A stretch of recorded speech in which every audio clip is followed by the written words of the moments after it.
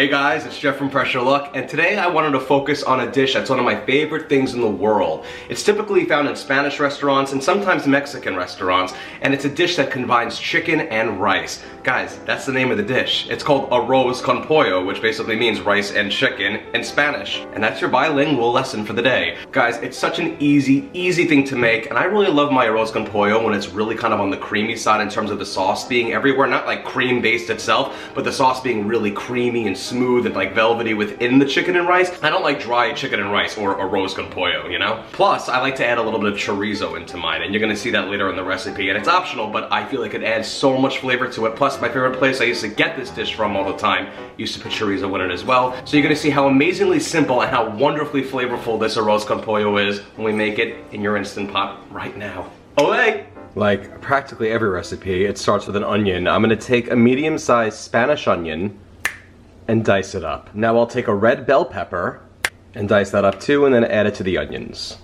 Now let's take a lime and juice it. Now I want to take about 1.5 to 2 pounds of boneless, skinless chicken thighs, or if they already have the bones in them, that's fine. You can leave them on too and cut around them, or you can just use chicken breast, but I really like thighs for this, boneless, skinless preferred, and cut them into nice bite-sized chunks just like that. And if there was bone in it, just cut around the bone. Okay, now this step is optional, but my favorite way of having arroz con pollo, at least the way that I grew up having it at my favorite Mexican restaurant, they put chorizo in it, and so I'm going to do that here because I also feel like it adds this amazing extra flavor kick to it. So I'm going to add in a pound of chorizo, but you can really do whatever you want. You don't have to add it at all. You can add in half a pound, whatever, but I'm gonna put a pound in. And then I'll slice my chorizo up into discs about 1/4 inch thick, just like this, and then I'll just set that aside. All right, let's go to the Instant Pot now, and we're gonna add in 2 tablespoons of extra virgin olive oil, as well as 2 tablespoons or 1/4 stick of salted butter. Now let's go down to the control panel and hit the saute button and make sure we're on the more or the high setting and give it some heat so that the butter melts and the oil sizzles.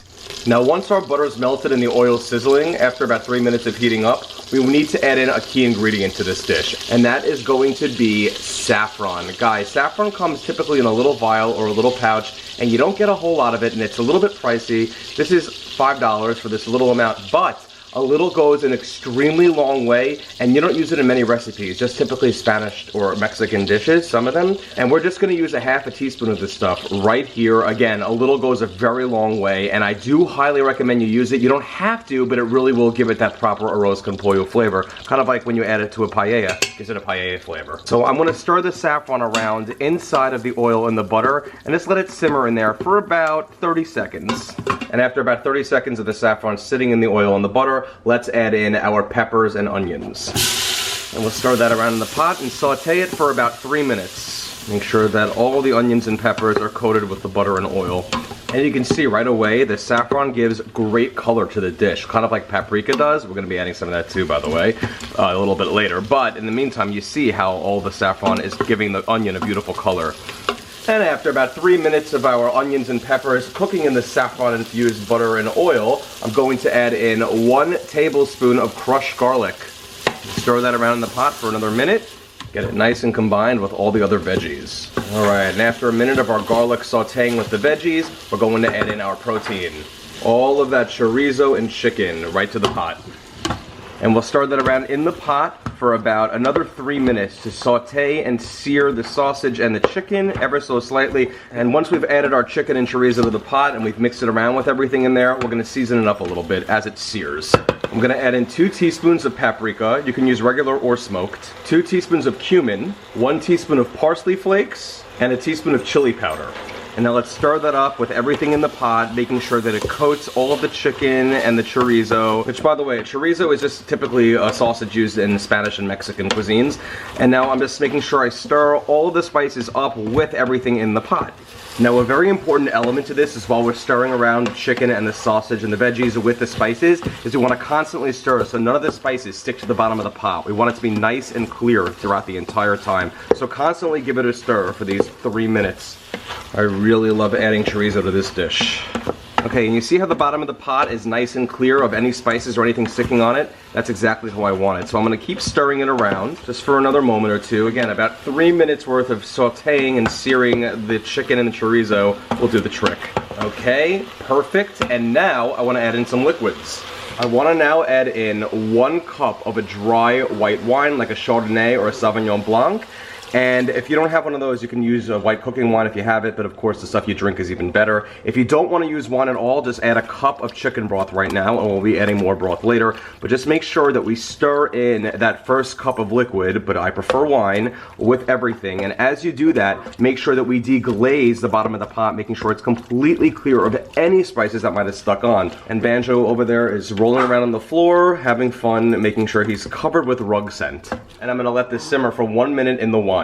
And after a minute of everything simmering in the wine, I now want to add in 2.5 cups of chicken broth. And I'm using a low sodium for this. As well as my lime juice.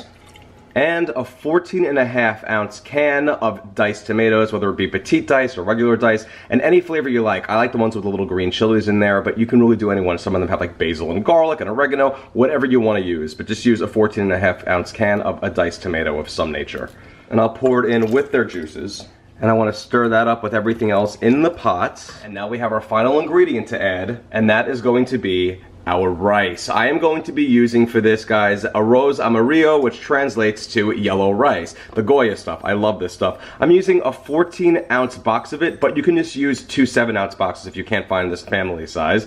This is going to make a great amount of food, at least 6 to 8 servings, I would say. To me, serving size is antiquated because every appetite ranges, but definitely at least 6 servings here. And I'm going to empty the rice into the pot. And I love how this rice is already seasoned. That's why we don't really have to add any salt or anything to the dish. It's perfect just like that.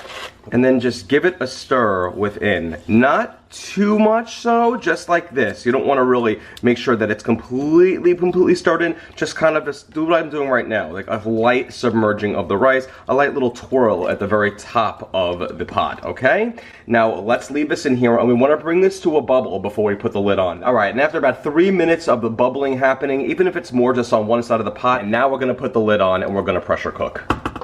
Secure my lid, make sure that I'm in sealing position. Now I'll come back down on my control panel and hit the cancel button, and then hit the pressure cook or the manual button depending on your model. And I want to go, guys, on this for 10 minutes at high pressure, okay? That's all we're gonna do. And now let me give you a quick and important announcement. If you ever encounter a burn issue, which I know a lot of people do depending on the pot that they have, and more often than not, about 99% of the time, there's nothing to fear. So allow me to point the camera to my schlubby face while I explain what I mean. Alright guys, now a quick thing I want to touch upon. If for whatever reason your pot displays the word burn on it, that dreaded horrible word that people freak out over, don't freak out. Sometimes when you're cooking rice dishes, when it has a lot of other stuff in there, like some protein like chicken or sausage and vegetables, even with the right amount of liquid, sometimes each pot can be a little bit different and have their own little sassy personality.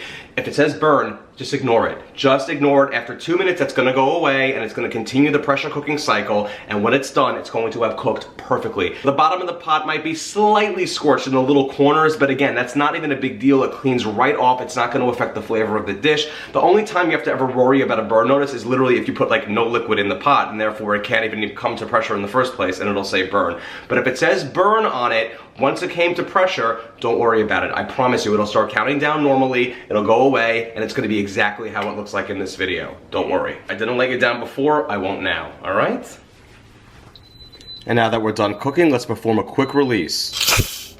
And the pin just dropped, so let's take the lid off. And it may appear a little liquidy right now, but we're gonna take our spoon and we're gonna mix everything up in the pot, and you're gonna see that the rice will have cooked great. If for whatever reason you did get some sort of burn notice on your pot, like I said, completely ignore it. Nothing is really going to be burned. The bottom might just have a little bit of scorching on it, but you see, look, it's not a big deal. If it's a little bit dark, that's what we're cleaning for. It comes right off when it's stainless steel, not a problem. But the point is, it'll have cooked perfectly. So even though it might look liquidy when the top comes off, once we give everything a stir, it's gonna be this wonderful creamy arroz con pollo. Now after stirring everything up in the pot really good and letting all the sauce mix in with the rice, I'm just gonna let this sit here for about 3 minutes on the keep warm setting. Then we're gonna transfer to a serving dish. And guys, how wonderful does this look? It's an absolutely creamy, flavorful, anything but dry arroz con pollo, just bursting with flavor. It's gonna be absolutely spectacular. Trust me on that. All right, so in a few moments, so in about 3 to 5 minutes, we'll transfer this to a serving dish and serve it up. All right, and I got my serving dish, and I'm going to put my arroz con pollo in it. Got all that rice and chicken and sausage and peppers and onions. It's almost like a Spanish or Mexican jambalaya. It is absolutely out of this world outrageous. And there we have it, guys. Some of the greatest arroz con pollo, in my opinion, you'll ever have. Done in your Instant Pot relatively quickly, and the flavor results are just on another level. All right, let's serve this up. And guys, like I said, it makes a ton. Whatever's in the serving bowl, this is what's left over. And by the way, a word on burn stuff. If it says burn ever on your Instant Pot screen, chances are the bottom of the pot still looks very clear with a few scorch marks like this. It's not a big deal at all. Comes right off when you wash it. It's super easy, but again, look at that. Nothing to fear. It's totally clear, and it's going to be totally fine. Every pot is calibrated differently, and if it does give a burn notice when you're cooking it, just ignore it. It'll totally be fine. It'll still pressure cook, and it'll be just like this. I promise you. And besides, if it does have a little bit of burnt stuff on the bottom, I actually like to mix it in with the dish itself. It gives it a little bit of this really great flavor when a little bit of that is dispersed among the rest of the dish. All right, let's try it out now. Okay, and here it is, my arroz con pollo. Look at how wonderful it all comes together. It's just like a delicious sauce encompassing the entire thing. And let's try it out. There is so much flavor going on in this dish. Oh my gosh. Chicken thighs to me are everything in this. They're so juicy and tender. You can totally use breasts or even chicken tenders as well. But to me, it's all about the thighs in an arroz con pollo. Look at that. And it's like butter melting in your mouth. Let me get some chorizo on here. Oh yeah, here we go. Such a wonderful, smoky, delightful flavor it adds to the dish. The rice is cooked to absolute perfection. It's exactly how I love it. And the flavors, just everything about it coming together. There's a little bit of slight zest in there due to the chili powder. If you don't want any heat, just leave it out. This one's a huge winner, and it's going to reheat wonderfully. Guys, arroz con pollo, I can lick this entire bowl. I could probably eat that entire serving bowl. Thankfully, it makes, like I said, a ton. If you enjoy these recipes, go to pressurelookcooking.com because I have so many there that run the gamut from healthy to comfort, from vegan to carnivore. Lots of rice and pasta dishes as well. Sorry, I'm taking breaks eating in between. Go to facebook.com/pressurelookcooking and like that page for any updates anytime a new recipe comes out, items that might go on sale, just fun humor, little peeks into my life with Banjo, my dog over there. Hey Banjo! Here he is. Say hey Banjo. What's up? What's up? What's up? What's up? And of course, to subscribe to me at Pressure Look on YouTube, Instagram, Pinterest, and Twitter. Thank you so much again, guys, and I'm about to continue this fiesta in my mouth with this arroz con pollo and Banjo at my side. What do you say? Look at that, you don't even beg for food, you're the best, although he should be begging for this arroz con pollo. All right.